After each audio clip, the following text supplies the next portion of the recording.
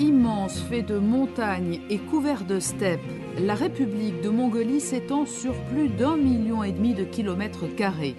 Enclavé entre la Russie au nord et la Chine au sud, il s'agit du pays qui a la plus faible densité de population au monde.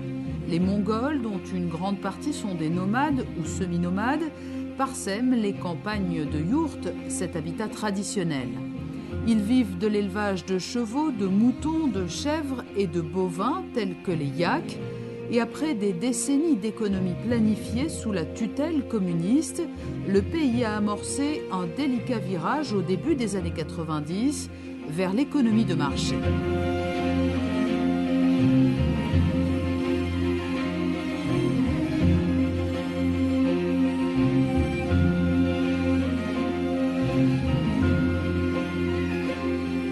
C'est en 2006 qu'a été initiée une coopération avec la principauté de Monaco. Coopération formalisée en 2008 lors de la visite officielle du prince Albert II. Depuis, Monaco a décidé de faire de la Mongolie l'un de ses pays prioritaires en matière d'aide publique au développement.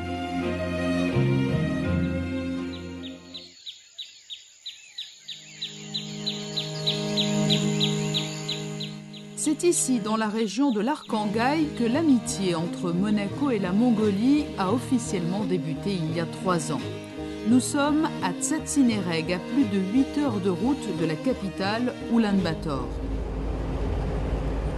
Chaque été, une mission conduite par Jérôme Magaï du musée d'anthropologie préhistorique de Monaco établit à cet endroit son camp de base. Un lieu stratégique puisque tout autour, sur des dizaines de kilomètres, se trouvent de nombreux vestiges qui font de Tsatsinéreg l'un des sites archéologiques parmi les plus réputés de Mongolie. Ce site de Tsatsinéreg, on l'étudie depuis 2006 et c'est un site qui date d'à peu près d'il y a 3000 ans. Il coïncide en fait aux premiers nomades disons très organisés, c'est-à-dire qu'ils choisissent de faire un pastoralisme monté, c'est-à-dire à cheval. Donc ils ne font que de l'élevage. Et donc à partir de ce moment-là, ils ont des richesses qui s'accumulent en fait grâce aux troupeaux. Et donc de véritables empires commencent à naître. Et donc c'était intéressant pour nous, étant donné qu'ils étaient sans écriture, de pouvoir les étudier et de pouvoir comprendre quel était leur type d'organisation dans cet espace. C'est l'Institut d'archéologie de l'Académie des sciences de Mongolie qui supervise les recherches et donne chaque année une autorisation de fouille à l'équipe monégasque. La dizaine d'archéologues et de chercheurs qui accompagnent Jérôme Magaï a permis de mettre au jour et inventorier des tombes, des pierres à serre et des gravures rupestres. Cette mission monégasque et mongole permet de mettre au jour des éléments importants du patrimoine de Mongolie. Ces stèles découvertes ici s'avèrent être un élément majeur de la culture, non seulement mongole, mais aussi au niveau international. On retrouve aussi certains éléments communs à l'Europe de l'Est. Mais à un niveau supérieur, ici on a trouvé une dent de cheval. J'ai retiré la pierre, pof. Tous les vestiges découverts sont autant de précieux indices pour mieux comprendre le mode de vie des premières tribus nomades des steppes à l'époque de l'âge du bronze, il y a environ 3000 ans.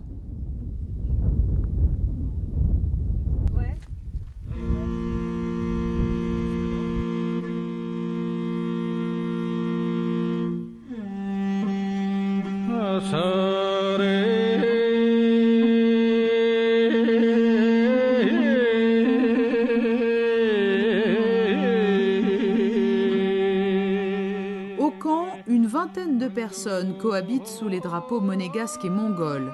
Jérôme Magaï a réuni autour de lui des experts émérites. Il y a notamment une équipe de chercheurs français du CNRS et de l'INRAP, l'Institut national de recherche archéologique préventive. Des archéologues mongols participent eux aussi aux travaux. Elle n'a pas vu, Dominique, le petit sondage là, de la pierre à serre. Chaque jour, chacun reçoit une feuille de route et se rend sur l'un des sites d'études. Ce jour-là, nous suivons René David. Jeune retraité niçois, il est l'un des mouleurs les plus réputés.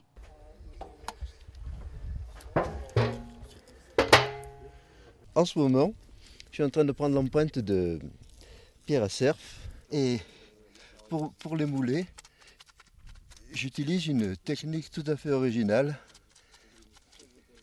C'est-à-dire que j'utilise le polyester directement sur l'objet, parce que ces objets-là sont en granit et donc très solides et peuvent supporter ce genre de moulage.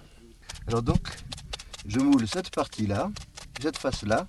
Ensuite, la pierre sera couchée et je pourrai mouler les autres parties. Puis on relèvera l'ensemble, on enlèvera le moule et la pierre pourra être replantée en quelque sorte telle qu'elle était avant. D'une manière relativement simple, on va pouvoir faire des copies, donc nous les ferons à Monaco beaucoup plus tard. Et nous chercherons des sables qui nous permettront d'avoir la couleur du granit.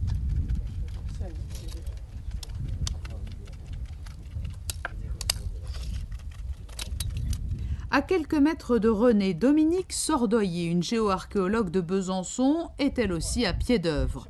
Elle étudie minutieusement les strates de terre qui entourent les pierres découvertes. Dans l'immédiat, en fait, j'ai regardé les coupes stratigraphiques qui sont présentes sur les bords de ce petit carré de fouilles pour essayer de comprendre.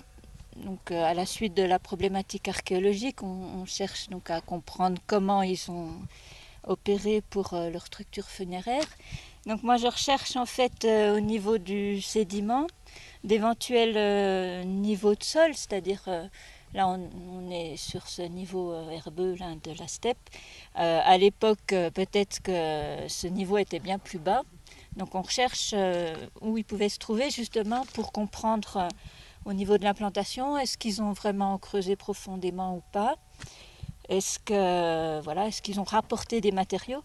En fait, là, pour l'instant, le sentiment que j'ai, c'est que ces sédiments ont plutôt été rapportés après l'installation des pierres. Alors, en fait, le matériel utilisé, c'est du plâtre, parce que le but, c'est d'analyser à la fois les constituants, mais aussi comment ils sont organisés entre eux. Comme ça, quand je vais l'enlever, il va rester comme... Voilà. Bien en place et je vais le regarder au microscope comme il est en vrai.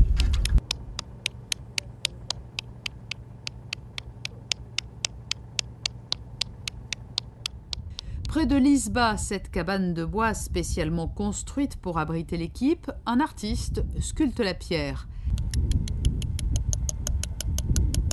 Étienne Borgo a été invité à rejoindre la mission.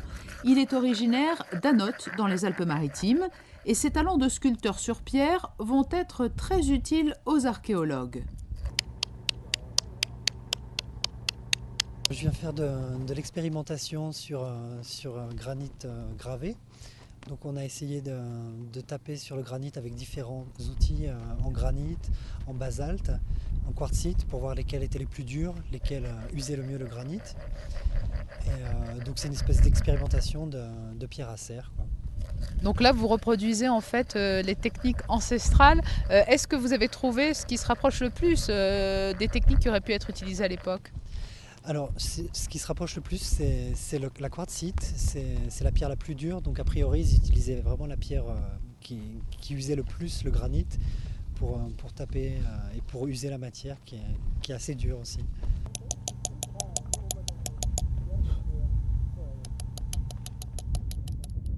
Tous ces travaux sont financés par la Direction de la coopération internationale de Monaco. Plus de 75 000 € ont été débloqués en 2009. L'enveloppe devrait être portée à 80 000 € l'an prochain.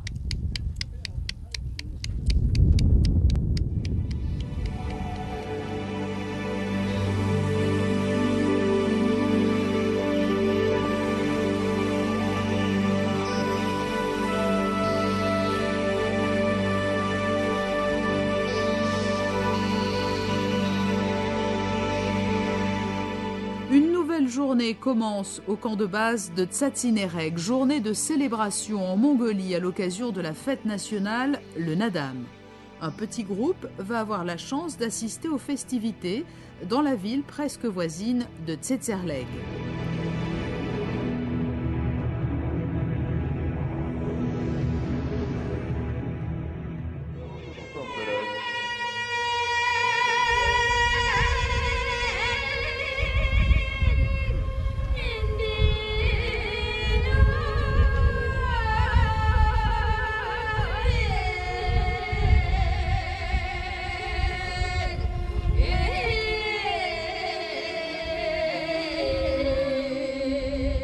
Le Naadam est le plus grand événement de l'année en Mongolie. Des spectateurs de tout le pays, mais venus aussi de l'étranger, viennent voir ces jeux qui coïncident avec la date anniversaire de la révolution mongole de 1921. Tous les ans, à la même époque, les nomades mongols se rassemblent pendant quelques jours et renouent avec leurs racines guerrières à travers 3 grands types de compétitions, la lutte, le tir à l'arc et les courses de chevaux.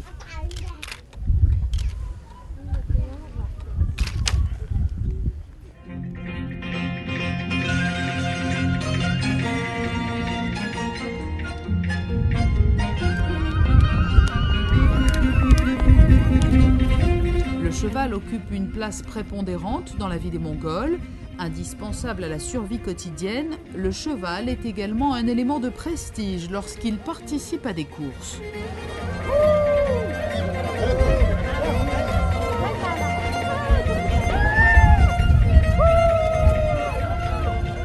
Plusieurs types de courses ont lieu à l'occasion du Naadam, mais les plus impressionnantes sont les courses d'enfants. Les pères ou les grands-pères entraînent les jeunes cavaliers tout au long de l'année et les accompagnent sur le lieu du Naadam, alors que les mères restent au village pour prier les esprits. Il y a effectivement plusieurs courses qui sont classées en fonction des âges des chevaux. Donc il y a des courses pour les chevaux de 1 an, de 2 ans, de 3 ans, de 4 ans et de 5 ans et plus. Il faut savoir que les cavaliers sont de très jeunes cavaliers puisqu'ils ont de 6 à 12 ans. Donc eux, leur âge n'importe pas, ce sont vraiment les chevaux qui comptent. Et on dit d'ailleurs que ce sont des enfants qui montent les chevaux pour que ça ait le moins d'influence possible et pour que le talent du cheval puisse s'exprimer librement. Donc ce sont des courses qui, en fonction de l'âge du cheval, se déroulent sur une distance de 15 à environ 30 km, généralement en ligne droite.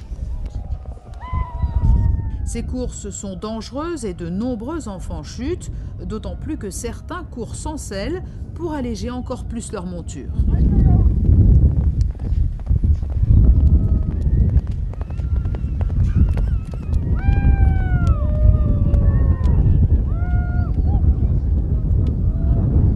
Le cheval victorieux doit impérativement passer la ligne d'arrivée avec son cavalier. S'ensuit un étrange rituel.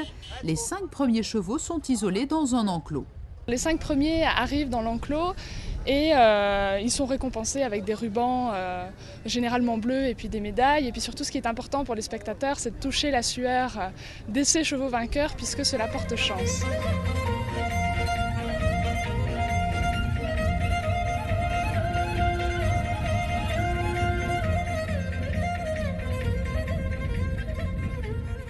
Entre chaque course, des yourtes accueillent les spectateurs. À l'intérieur, des cuisinières attendent les clients, leur proposant les plats traditionnels mongols, les bouzes et les hochors, des beignets de viande accompagnés de lait de jument.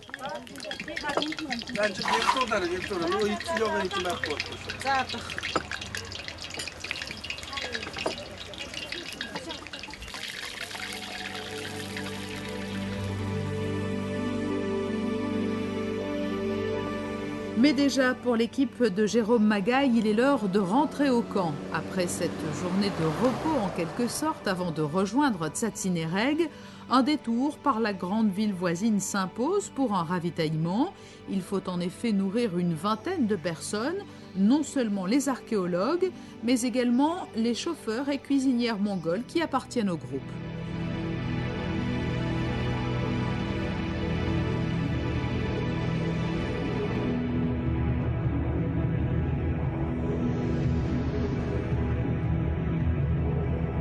De retour au camp, les membres de la mission de Monaco vont reprendre leurs tâches.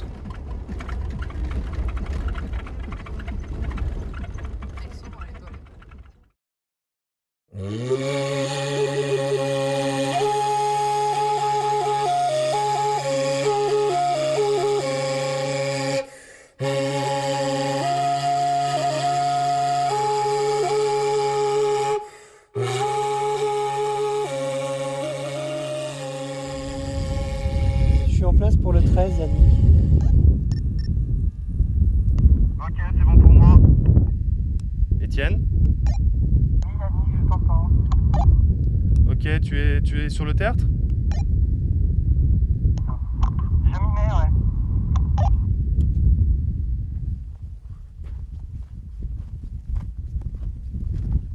Yannick, jeune étudiant en stage au musée d'anthropologie préhistorique de Monaco, va jouer aujourd'hui les géomètres pour prendre les mesures d'une immense tombe repérée lors d'une précédente mission. Donc nous en fait on est chargé du relevé topographique du complexe funéraire.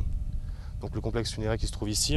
Et c'est un complexe funéraire qui est composé de plein de structures, plusieurs milliers de structures. Donc on est chargé de le relever donc à l'aide du tachyomètre. Alors pour les non-initiés, les données topographiques, cela correspond à quoi? Donc c'est les données géographiques. Donc le tachyomètre mesure par l'intermédiaire de 2 bornes et d'un calcul de triangulation les coordonnées géographiques de la canne que tient Étienne.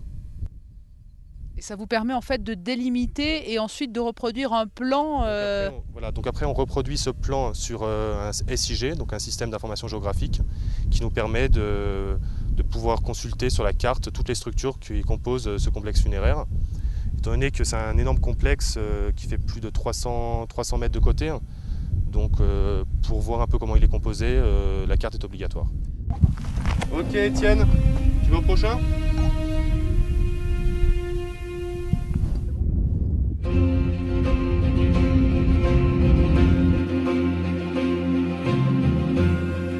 Quelques kilomètres plus haut, sur une montagne surplombante, c'est une autre tombe qui vient de révéler tous ses secrets.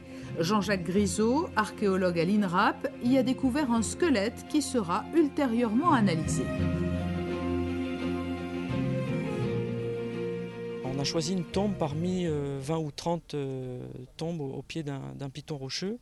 Malgré l'acte du pillage qui a eu pour conséquence souvent une détérioration des tombes, des pierres qui se sont couchées entre autres, on a peu de recouvrement limoneux puisqu'on est les tombes sont quasiment à fleur le sol, donc finalement on n'a pas trop de difficultés à les redécouvrir.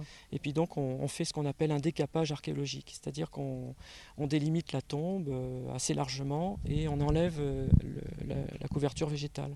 Donc on a trouvé notamment 2 vases, enfin ce qui reste de 2 vases en céramique avec des décors caractéristiques de ces périodes-là qui vont être étudiées cet hiver. Quant à la tombe en elle-même, on a réussi quand même à localiser une fosse qui était recouverte par ce qu'on appelle une pierracère, donc une pierre décorée.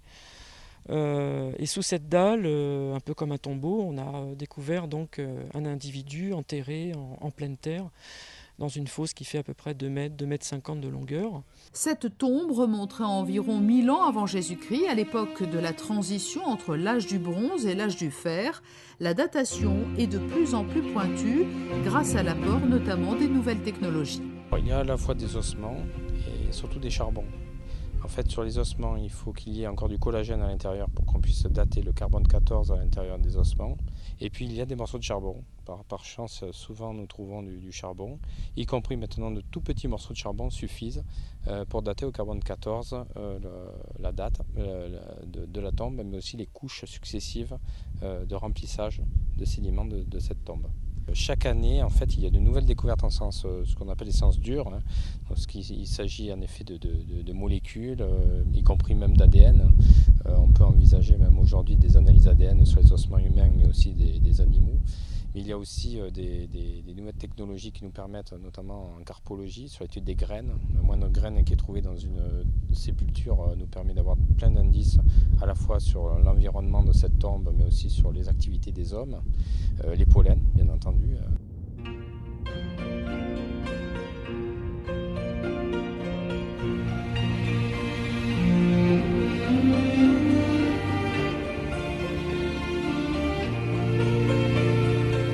Les grandes tombes aristocratiques et des pierracères constituent l'élément central des recherches effectuées par l'équipe monégasque. La zone étudiée renferme une vingtaine de pierracères. Sur toutes les pierracères, on a des cervidés qui sont gravés. Donc ce sont des cerfs que l'on connaît, qui sont même dans nos forêts européennes. Mais sur ces pierres, ils sont légèrement étirés. Les graveurs ont souhaité allonger leur museau, un peu comme des becs d'oiseaux. Ils ont souhaité aussi les montrer systématiquement en train de bondir. Et c'est systématiquement donc une expression du mouvement. C'est ce qu'on appelle l'art cytosibérien, donc c'est l'art typique des nomades, c'est-à-dire graver des animaux en plein mouvement. Et donc sur ces stèles, On a des cervidés qui à la fois bondissent vers le ciel ou soit bondissent vers la terre. Et puis au sommet des stèles, il y a le soleil et la lune qui sont représentés. Et au bas des stèles, il y a des armes qui sont les armes des guerriers de l'époque, qui sont systématiquement gravées là sur la base des stèles. Et en effet, ces cerfs sont peut-être des animaux psychopompes, c'est-à-dire qu'ils prennent l'âme des morts et l'emportent vers le ciel, sachant que le cerf est un animal un peu hybride, il est à la fois animal et végétal. Vous savez, le cerf perd ses bois tous les ans et puis il les renouvelle. Donc pour les gens de l'époque, c'était extraordinaire.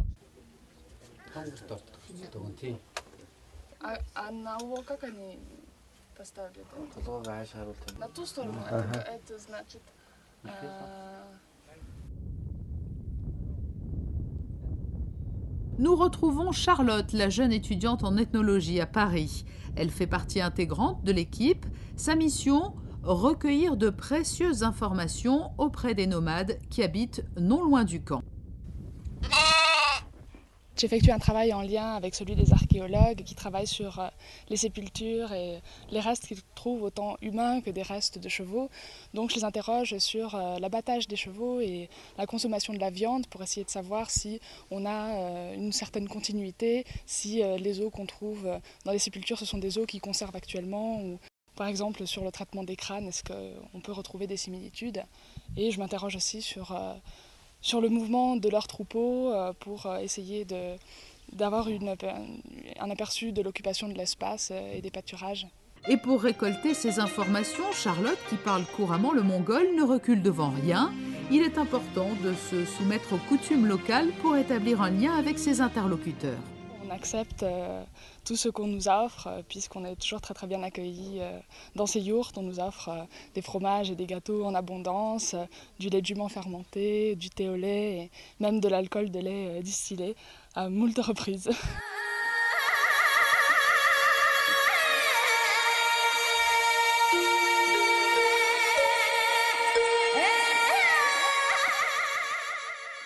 René David, quant à lui, a entamé un nouveau chantier. Après la résine, il utilise cette fois du silicone pour effectuer des moulages de peinture rupestre. C'est une technique qui a fait ses preuves, que j'ai beaucoup utilisée pour d'autres missions, notamment en Asie centrale aussi. C'est une technique qui permet de prendre le maximum d'empreintes avec le minimum de silicone, donc minimum de poids, minimum d'argent de transport, minimum d'encombrement et maximum de résultats. Vous avez appliqué plusieurs couches ou il y a là une seule couche? Alors là, donc, j'ai préparé les roches pour vous montrer en très peu de temps toutes les opérations. C'est-à-dire qu'on va commencer par appliquer du silicone sur une roche pour vous montrer comment cela se passe. Ensuite, appliquer une toile sur un silicone déjà fait. Et en dernier, arracher un silicone qui est prêt à être arraché.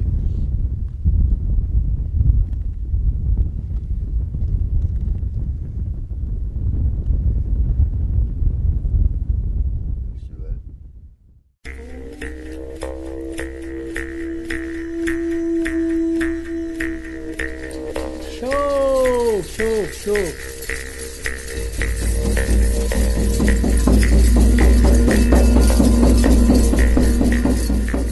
Le site de Tsatsinéreg est une formidable école pour les jeunes étudiants en archéologie de Mongolie. Ils participent à des camps d'été et travaillent ainsi encadrés par leurs aînés. Un groupe effectue ce soir-là des relevés de peinture rupestre.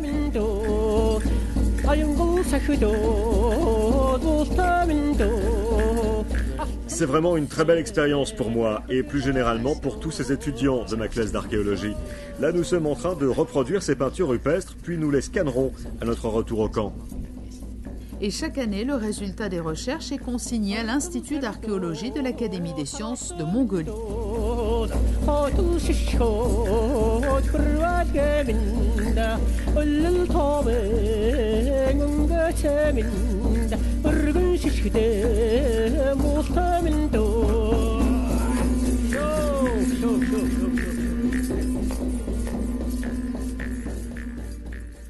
On peut envisager vraiment avec l'Institut d'archéologie, on l'a d'ailleurs déjà évoqué lors de notre première réunion cette année, de faire une école d'été en fait pour les étudiants d'archéologie d'Oulan-Bator. Parce qu'il y a beaucoup de travail de relevé notamment d'art rupestre, donc des gravures qui sont faites sur les rochers. On a aussi encore quelques relevés à faire de stèles. Et puis, bien entendu, on a beaucoup de fouilles, bien sûr, archéologiques à faire dans le domaine funéraire. Il ne faut pas oublier que c'est de l'aide publique au développement dont nous bénéficions grâce à la direction de la coopération internationale.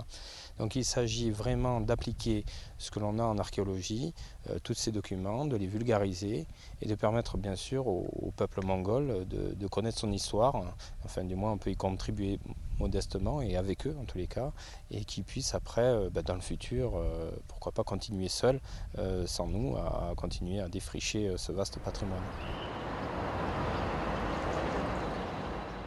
Un autre volet de cette coopération culturelle porte sur la prise en charge de sessions de formation des archéologues mongols. Certains ont été invités à venir en principauté au cours de l'année et en 2011, une exposition devrait voir le jour à Monaco avec des pièces prêtées par l'Institut mongol.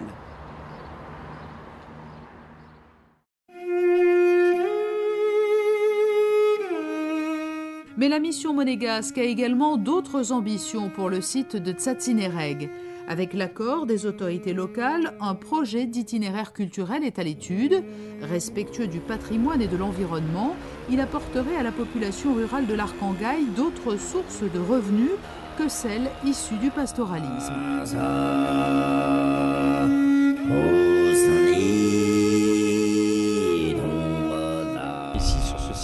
De Tsatsinéreg, nous avons des endroits qui ont été fouillés il y a très longtemps, enfin il y a 30 ans, il y a 40 ans, notamment par des équipes russes.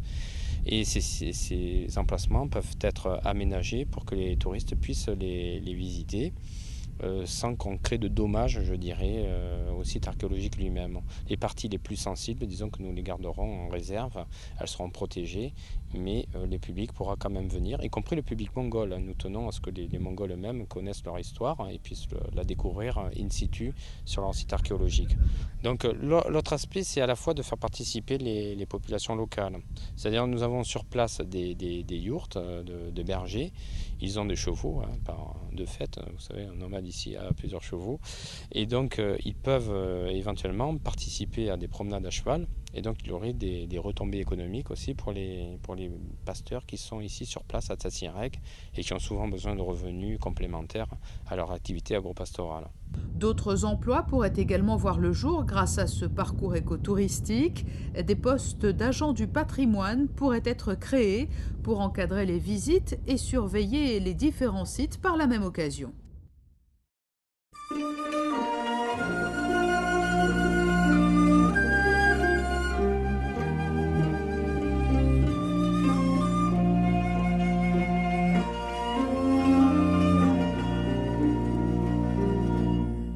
En complément des fouilles archéologiques, depuis 2007, Monaco participe à la réhabilitation du monastère bouddhiste de Tsetserleg, qui abrite le musée d'histoire et d'ethnographie.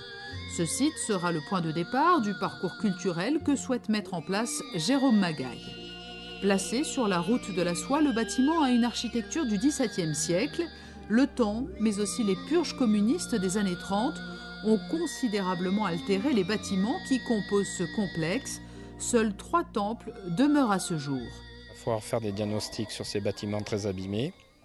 Il faut des diagnostics sur l'ossature parce qu'en effet nous avons un des bâtiments est qui est très endommagé et donc là il va falloir envisager d'intervenir sur la structure même du bâtiment et puis sur l'ensemble des 3 bâtiments il faudra envisager aussi de refaire des décorations, refaire des tuiles qui sont très belles et peut-être nous utiliserons des techniques archéologiques, notamment des moulages, refaire des moulages de tuiles, refaire des moulages de décoration pour en mettre en fait des copies en résine qui résistent mieux aux intempéries.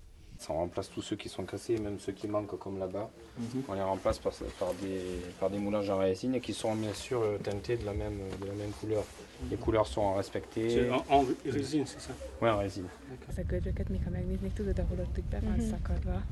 Pour mener à bien la restauration, l'équipe a fait appel à 2 Hongroises spécialisées dans l'étude des monastères mongols. Elles partent à la rencontre des personnes âgées de la région pour récolter des informations sur les bâtiments d'origine. C'est très difficile de collecter ces informations parce qu'il y a aujourd'hui très peu de personnes âgées encore en vie. Dans d'autres régions du pays, il reste aussi d'anciens moines, mais pas ici. Donc, elles ont certes moins de connaissances, mais elles peuvent tout de même nous parler des cérémonies auxquelles elles ont assisté ou de grands événements qu'elles ont vécus en famille. Elles peuvent nous dire combien de temples elles ont vus et peut-être même que certaines d'entre elles pourront se souvenir du nom des lamas les plus connus de cette époque. Et c'est ce que nous attendons d'elles.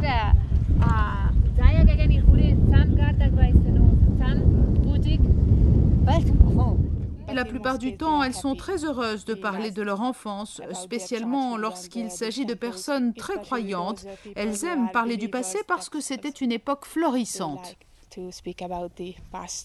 Ce projet est donc très favorablement accueilli par la population qui suit avec attention l'avancée des travaux. C'est vrai qu'avec la population, nous sommes en très bons termes, et notamment lorsque nous avons repeint les toits des édicules, donc vous verrez qui sont les grands toits du bâtiment A. En fait, ça s'est vu de partout dans la ville. Enfin, on n'imaginait pas en fait qu'ils étaient aussi attentifs aux travaux qui étaient faits au monastère, mais dès que nous avons peint de nouveau les toits de partout dans Tsetselek, on nous disait « Ah, c'est vous qui repeignez les toits ». Donc ils étaient en effet très contents qu'en quelque sorte ce monastère un peu renaisse de ses cendres.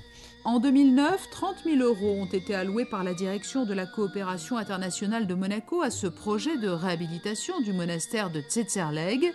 30 000 € supplémentaires s'ajouteront en 2010.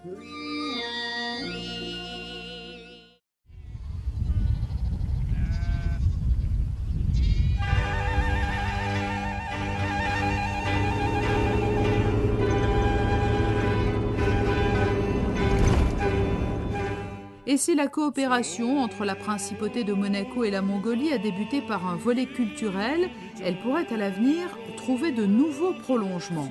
Parmi les thématiques d'intervention de la DCI, l'accent pourrait être mis sur l'éducation et la santé. Une convention avec l'ONG française Santé Sud va être signée cette année. Elle concernera dans un premier temps l'hôpital de référence de Tsetserleg et les dispensaires d'Iktamir et Batsengel. L'association Santé Sud nous a soumis un projet et nous allons très prochainement signer une convention avec cette association qui portera essentiellement sur de la formation du personnel, que ce soit dans le domaine de la santé bien entendu, mais aussi formation à la rédaction d'un projet d'établissement qui permettra de faire ressortir aussi les besoins, notamment en équipement. Et aussi, le projet porte également sur la mise en réseau des hôpitaux, que ce soit entre eux au niveau régional, national, mais aussi au niveau international. Santé Sud est très active en Mongolie depuis 15 ans. Sur place, nous avons consulté tous les besoins en équipement ou en formation. Et puis, après la discussion avec la personne de la représentante de la direction régionale de la santé d'Arkhangel, nous avons rédigé ensemble un projet, nous avons rediscuté ensemble avec la vice-présidente de Santé Sud aussi lors de sa mission en Mongolie. Donc nous avons mené ce projet d'ici 2011. Donc ce sera, moi je ferai tous les liens entre ceux qui fournissent, ceux qui reçoivent, que ce soit les équipements ou des formations. Un bilan d'étape sera régulièrement établi. De ce bilan dépendra le versement de la prochaine tranche de financement. Ce projet est conçu pour s'intégrer au vaste plan de santé mis en place en Mongolie depuis 2006 et jusqu'en 2015. Nous sommes très sensibles à la volonté de la principauté d'élargir son aide au domaine de la santé et de l'éducation. Nous avons dans notre région beaucoup de nomades. Ce sont donc des personnes isolées et les enfants ne sont pas scolarisés. Nous souhaitons développer les formations à distance pour les nomades et les écoles, bien sûr, elles, ont besoin de matériel.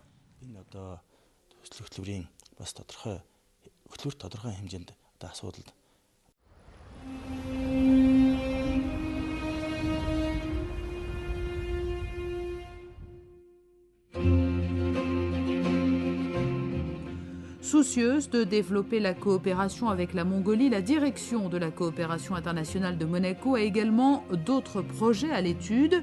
Un partenariat pourrait très rapidement voir le jour avec l'UNESCO, l'objectif étant de compléter les efforts déjà engagés dans le domaine de la protection du patrimoine culturel mongol en formant des fonctionnaires du gouvernement, des personnels de musées ou des officiers des douanes pour mettre un terme au trafic illicite de biens culturels, un projet parmi beaucoup d'autres. Monaco souhaite en effet développer sa politique de coopération en Asie et la Mongolie pourrait devenir l'un de ses pays prioritaires dans les prochaines années, au même titre que Madagascar, le Niger, le Maroc ou la Tunisie aujourd'hui.